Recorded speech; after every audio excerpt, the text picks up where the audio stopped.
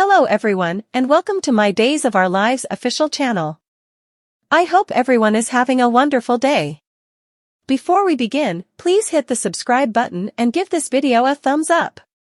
Marlena woke John up on the couch on the first day of the new year, and Rafe makes an arrest for Holly's overdose. John was astounded that neither Brady nor Tate had awakened him.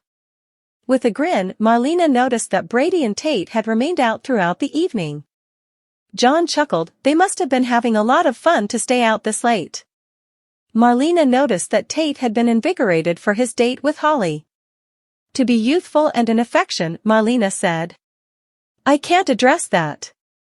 However, I will contrast that love with the kind of love we share right now. Quickly, John said. John kissed Marlena, and he got some information about her fresh new goals. You realize I don't make goals, Marlena said. With a shrug, John said he had one goal.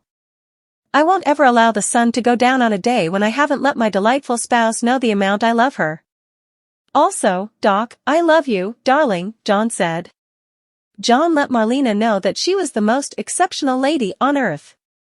Marlena said, I don't know if I deserve all that, but the years I've spent with you and the life we've shared make me think I must have done something really right.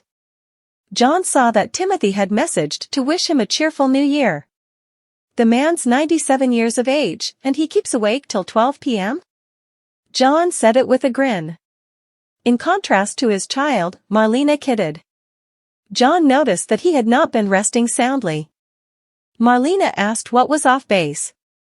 John advised Marlena that Konstantin had figured out how to con his direction back into the Kiriaki's house, yet that John and Steve had clarified that Konstantin expected to leave town. John switched up the conversation, and he recommended that he and Marlena exploit the vacant house. Marlena stated, the boys will eventually return home. With a grin, John noticed that individuals were immaterial, since they had their own room. With a snicker, Marlena ran into the room with John. In the medical clinic holding up region, Brady tuned in as Tripp informed Rafe that Holly was in a state of extreme lethargy. Tripp guaranteed Brady that Holly was getting the best clinical consideration. As Tripp left, Brady asked Rafe for subtleties, yet Rafe wouldn't say more. Clearly, Holly's situation is very serious. I truly need to converse with Tate and figure out what he knows, Rafe said. Brady gestured yes. How is she? Tate inquired. Brady affirmed that Holly was alive. Rafe requested that Tate make sense of all that had occurred. Just to be clear, you didn't give them to her? Rafe asked Tate as he began to discuss the pills. Tate affirmed that the pills had a place with Holly. The damnation they were. My stepdaughter doesn't take drugs, EJ snarled as he strolled over. EJ argued that Tate owned the pills. Capture him, EJ requested. We should not be rushed, Rafe said. EJ contended that the official at the scene had affirmed that Tate had the medications in his control. Simply because I was attempting to safeguard her. Tate stated Tate made sense of that he had not believed the family should realize that Holly had been utilizing drugs. EJ griped that Holly was battling for her life in light of Tate. That is ridiculous, added Teresa. EJ contended that as opposed to calling 911, Tate took care of his association with the medications. You don't have any idea. I arrived just before the police appeared. I went ballistic, man. Please accept my apologies. Tate apologized profusely. It's not your issue, Brady guaranteed his child. EJ clashed.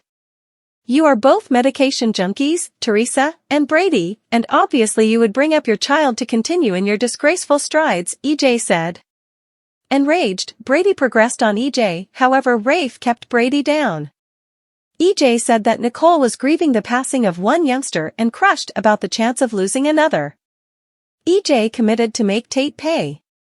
You could have killed her. Holly is lying in a state of unconsciousness close to death as a result of you. What's more, you will be rebuffed appropriately, EJ said. Enraged, Teresa told EJ that she and Brady had endeavored to defeat their illicit drug use. Compulsion is certainly not an ethical fizzling. It's a sickness. Teresa shouted. EJ rebutted, "I'd say it's both with the two of you." Teresa informed EJ that Tate had watched her and Brady battle with their compulsion, and Tate had promised that he could never consume medications. "Try not to take care of into it. It'll simply exacerbate the situation," Brady directed Teresa. Rafe hindered to take note of that there was insufficient proof to capture Tate. EJ referred to the degrees of narcotics in Holly's circulation system.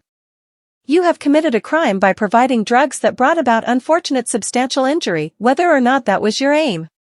You intensified the issue by neglecting to deliver help in an ideal style. You better implore Holly gets by," EJ said. "Obviously, I'm supplicating," Tate said. EJ reminded Rafe that EJ chosen when to record charges, and he requested Rafe to capture Tate. "Relax." Rafe argued that he's just a kid. A child who has just tried to kill someone. EJ retaliated. At the point when EJ contended that Tate would probably be attempted as a grown-up, Teresa moaned. What befell Holly was a mishap. It wasn't intentional. It wasn't planned. Check him out. Take note of his agitation. He's similarly, however, vexed as you may be. Mightn't you at any point see that? Teresa argued. According to EJ, the only criminal he saw needed to understand that their actions had consequences. You are unwilling even to hear the truth. The boy can't even speak to you. All you care about is retaliation, Teresa contended. Rafe intervened, stating that he needed to conclude Tate's questioning and adhere to protocol. Fine. Go, EJ mumbled. Without Tate's attorney present, Brady refused to allow Tate to speak. I don't have anything to stow away. I'm coming clean. At that party, Holly was the one who showed me the pills.